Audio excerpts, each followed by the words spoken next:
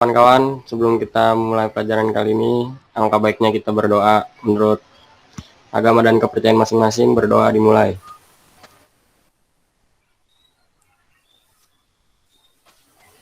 Berdoa selesai.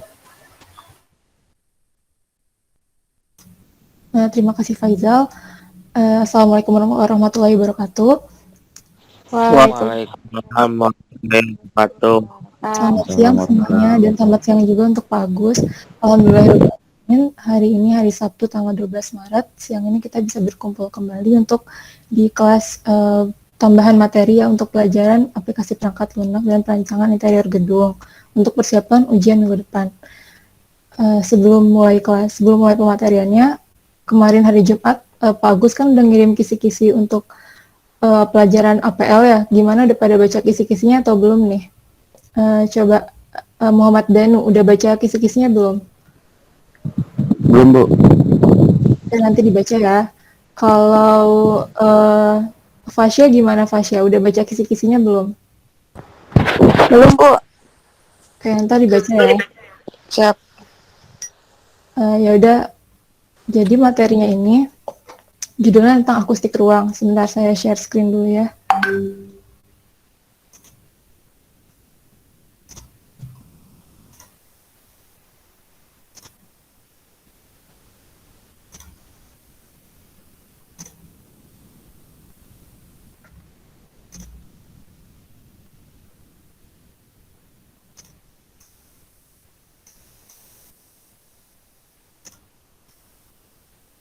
Sudah terlihat materinya teman-teman? Udah, Bu. Jadi di salah satu kisi-kisi untuk ujian minggu depan itu ada salah satu materi judulnya akustik ruang. Nah, kebetulan materi tersebut belum disampaikan, jadi siang ini mau saya sampaikan ya.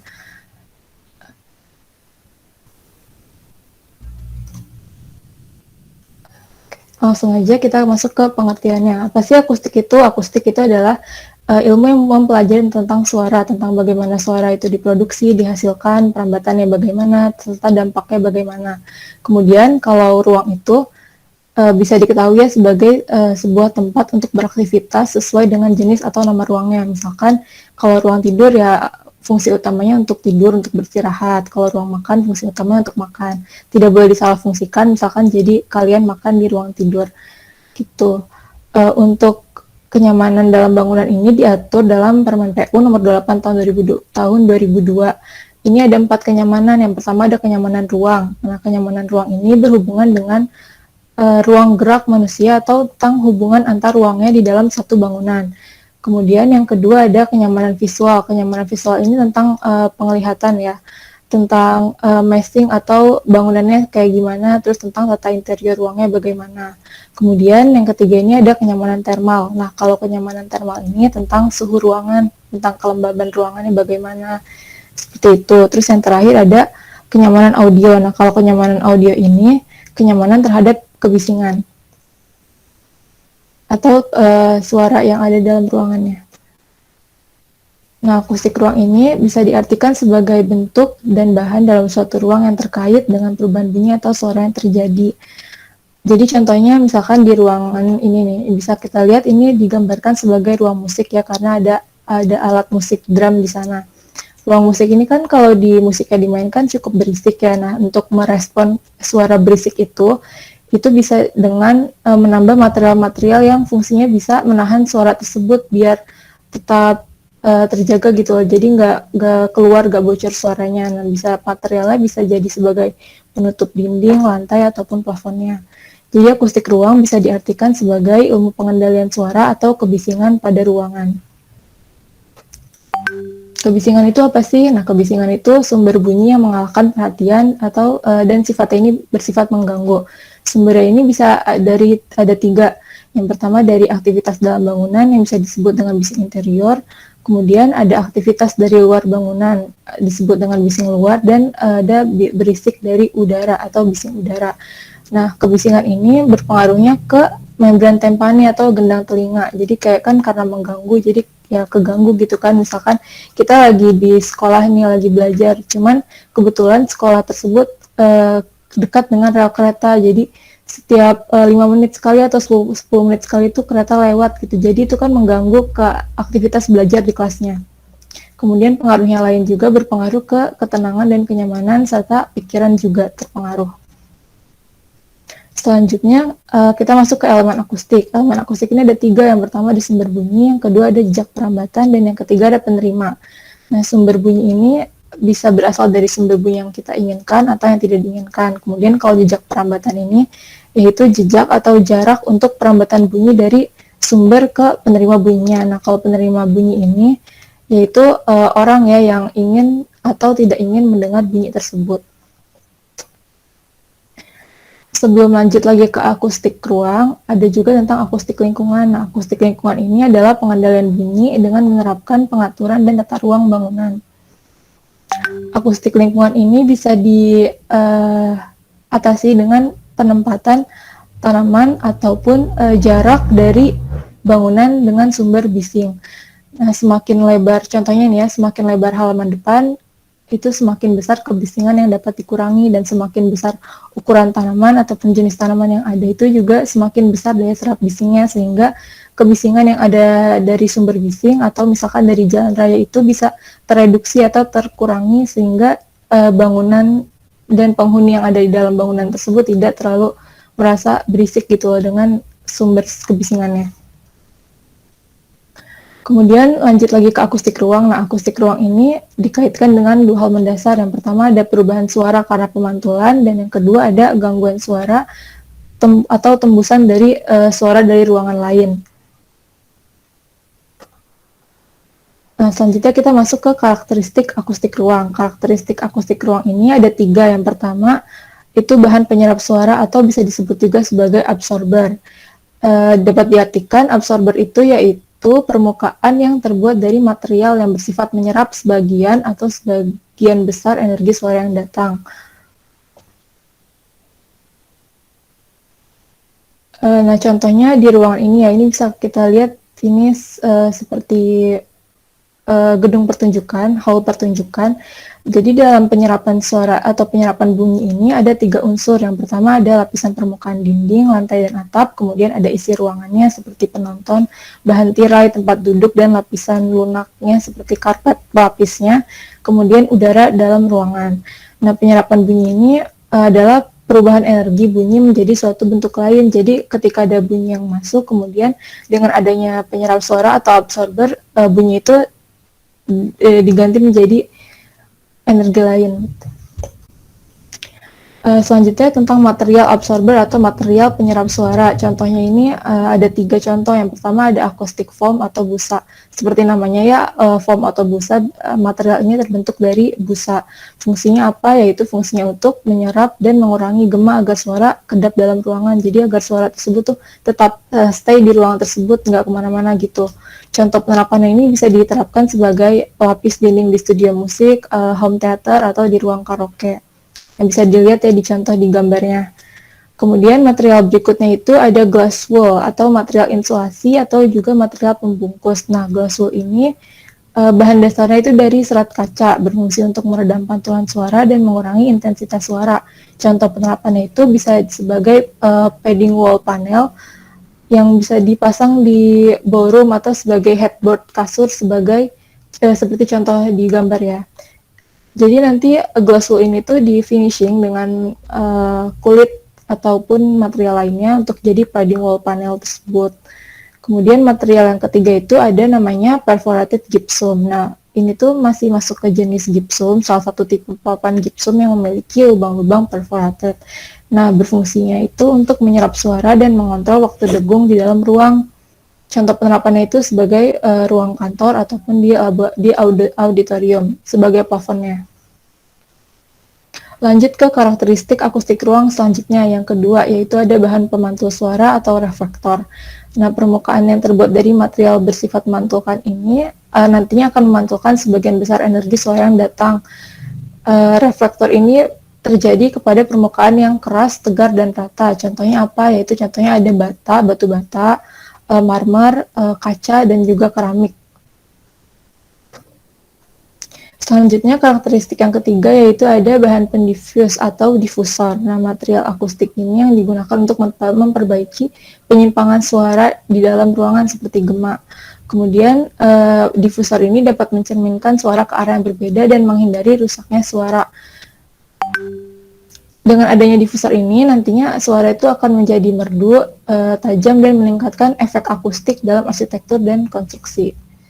Contohnya apa materialnya? Nah, contohnya ada skyline diffuser. Nah, skyline diffuser ini terbuat dari kayu yang disusun, dipotong sesuai dengan ketinggian. Nah, ketinggian ini macam-macam, nggak sama gitu ketinggiannya. Jadi ada yang rendah, ada yang tinggi, ada yang sedang.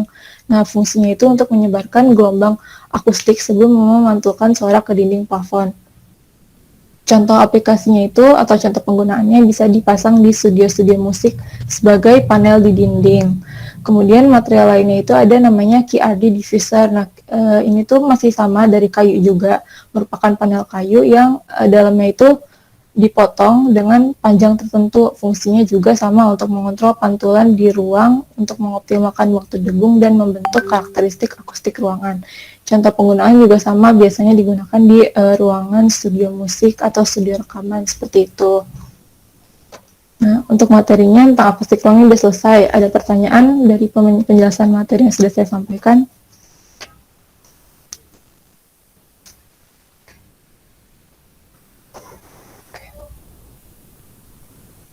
Sudah jelas belum penyampaian materinya? Sudah, Bu. Ada pertanyaan? Bu, itu PPT-nya boleh dipinta gak, Bu? Boleh, nanti PPT-nya nanti bakal saya share juga, terus kalian sama PPT-PPT yang sebelumnya yang mungkin udah pernah dijelasin sama Pak Agus buat persiapan ujian kalian. Nanti saya kirimin ke perwakilannya aja. Oke, Bu. Makasih, Bu. Ya. Zidan Muhammad, gimana materinya? Ada pertanyaan? Nggak ada Bu, mungkin nanti kalau dikasih PPT saya pelajarin lebih dalam lagi. Oke, baik. Oh ya, tadi Pak, saya lupa Zidan ngingetin. maunya di chat, Bu. Tadi Saja kamu. lanjutin absen, buat yang belum absen, absen dulu ya di link yang ini.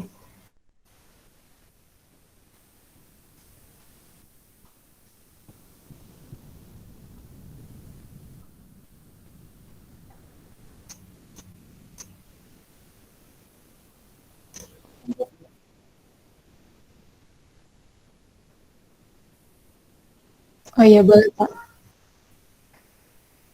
Ya. Ya.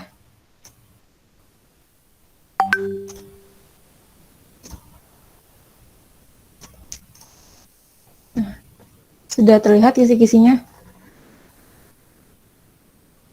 Lihat, Bu. Nah iya, jadi ini adalah kisi-kisi buat ujian minggu depan ya. Nanti jangan lupa dibaca lagi, dipelajari lagi ya. Jadi buat ujian minggu depan itu ada 40 soal. Yang pertama ada 35 soal itu sifatnya pilihan ganda, terus yang 5 soal lagi esai. Nah, yang pertama ini di soal pilihan ganda nomor 1 sampai 5 itu materi yang keluar nanti tentang materi macam-macam desain interior dan gaya dan tema interior. Udah pernah dipelajari kan ya? Misalkan kayak desain interior tema industrial gitu atau tema pop art tentang Sudah Bu. sudah. Nah, ya itu untuk soal yang keluar nomor 1 sampai 5. Kemudian selanjutnya untuk nomor 6 sampai 10 itu ada materinya tentang prinsip dasar interior, elemen interior serta zoning ruang.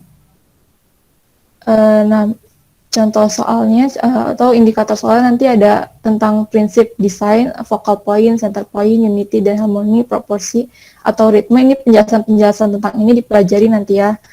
Kemudian ada tentang elemen pendukung interior, skala manusia, karakteristik warna, material tentang material finishing juga itu nanti bakal keluar, ntar dipelajari. Kemudian tentang zoning dalam interior atau zoning ruang udah dipelajari juga kan ya. Misalkan kalau ruang tidur itu masuknya ke zoning apa? Coba salah satu jawab. Privasi. Privasi, oke. Kalau misalkan ruang tamu masuknya kemana? Dia bisa jawab? Publik, Bu. Nah, iya benar. Oke, jadi seperti itu. Kemudian ada tentang material finishing interior, yaitu material finishing itu ada batu alam, terus tentang wallpaper, cat dan lain-lain. Kemudian ada juga ntar soal tentang elemen ruang yang ada pada di interior, contohnya dinding, plafon, pintu, jendela, type furniture, warna dan lain-lain. Kita dipelajari ya pokoknya tentang interior. Selanjutnya tentang materi AutoCAD. Yang pertama ada pengertian AutoCAD. Kepanjangan AutoCAD ada yang tahu nggak nih kepanjangannya apa? Atau ada yang masih ingat nggak kepanjangan dari AutoCAD? Ada yang bisa jawab?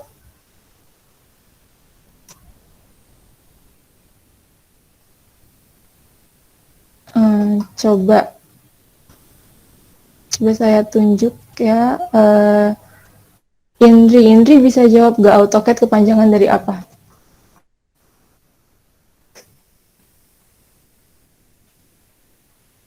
Atau Sahrul Ramadan? Sahrul Ramadan, terdengar suara saya? Ganti orang deh. Mulyana gimana? Tahu kepanjangan AutoCAD?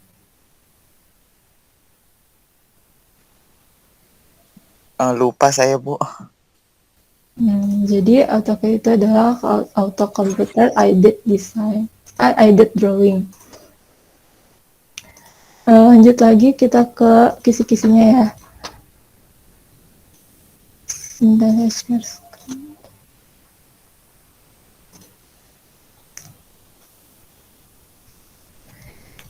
Nah, kemudian soal berikutnya itu ada tentang ukuran kertas. Misalkan ukuran kertas A4 itu berapa, ukuran A3 berapa, ukuran A2, A1 berapa, nanti dipelajari.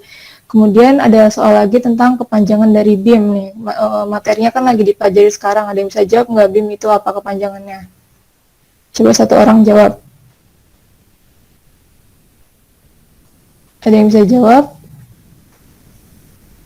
Building Informasi Modeling. Ya, betul. Selanjutnya ada tentang macam-macam software BIM. Nah, software BIM ini ada banyak ya. Ada ArchiCAD yang lagi dipelajari sekarang, terus ada Revit juga, ada Tekla, ada Vectorworks, Grasshopper, Rhino, dan lain-lain. Terus soal lainnya itu ada tentang ini format file save ArchiCAD, AutoCAD, Revit, dan SketchUp.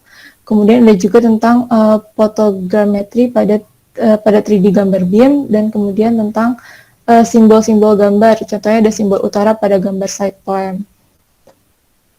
Kemudian masuk ke soal nomor 19 sampai 34 itu tentang command AutoCAD, gambar arsitektur, software rendering, command ArchiCAD, dan toolbar ArchiCAD.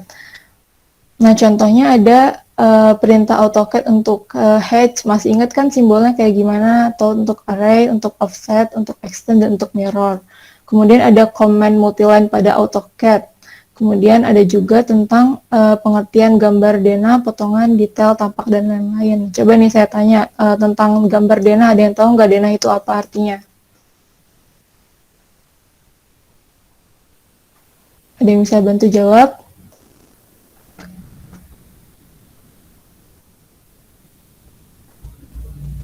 Oke, jadi kalau misalkan itu, dena itu adalah tampak atas 2 dimensi gambar suatu bangunan yang gambar itu dipotong dari 1 meter dari tanah. Kemudian soal selanjutnya itu ada perintah AutoCAD untuk titik garis, midpoint, endpoint, tangan, center, dan lain-lain. Kemudian soal selanjutnya ada tentang software rendering. Contohnya apa nih? Ada yang bisa sebutin nggak? Ada atau tentang software rendering? Ada yang udah pernah pakai? Ada yang udah pernah nyoba? Lumion. Iya, pintar. Lanjut untuk soal berikutnya itu ada tentang command setting dialog di ArchiCAD nih. Contohnya ada command control plus T. Itu contohnya buat apa kalau di ArchiCAD biasanya dipakainya?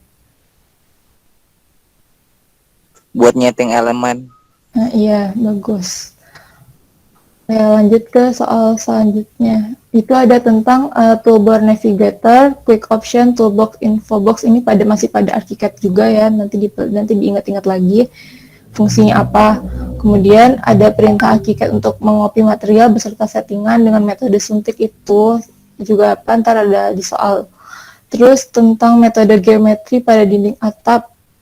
yang memiliki 4 metode, yaitu ada metode single, metode chain, rectangular, rotate, rectangular. Kemudian ada juga tentang perintah grid system pada ArchiCAD. Ada yang masih ingat gak caranya nih bikin grid system kayak gimana? Option terus ke grid system. Nah iya, bentar.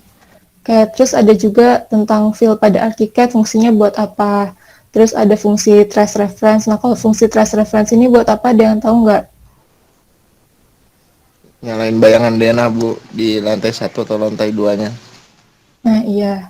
Kemudian ada juga tentang mengcopy berulang-ulang di ArchiCAD. Kemudian ada tentang memunculkan pad palette pada slab atau lantai ArchiCAD. Kemudian ada perintah untuk mengorbit di ArchiCAD. Caranya itu kan tentang shift, kemudian tentang ngeklik scroll mouse-nya ya, udah pada bisa kan ya.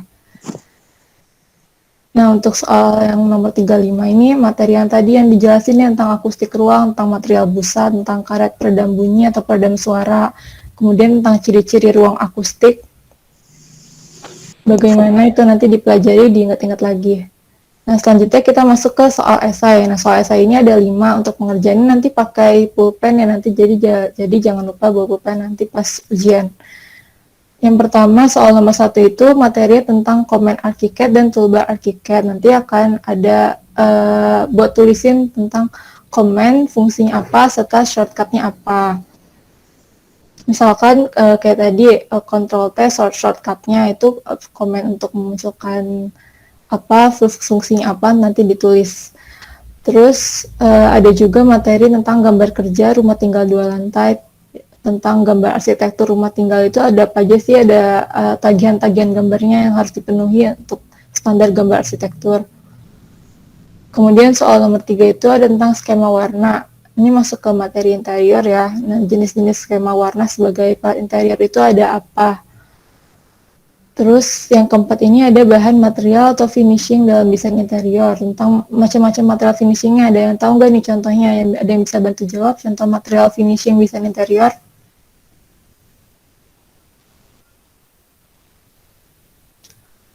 Nah, contohnya ini misalkan ada namanya HPL atau High Pressure Laminated. Nah, ini tuh biasanya dipakai buat nge-finishing furniture, melapisi furniture kayak misalkan meja belajar, itu kan ada yang finishingnya pakai HPL. Kemudian ada juga wallpaper juga masuk ke finishing untuk dinding ya. Gitu, teman-teman nanti dipelajari, dicari-cari lagi macam-macam material finishing dalam desain interior, dipahami fungsinya untuk apa. Terus yang kelima itu ada material absorber dalam akustik ruang. Nah, ini juga masih masuk ke material yang tadi, pengertian material absorber. Coba ada yang masih ingat nggak tadi absorber itu apa, material apa? Satu orang jawab, ada yang bisa?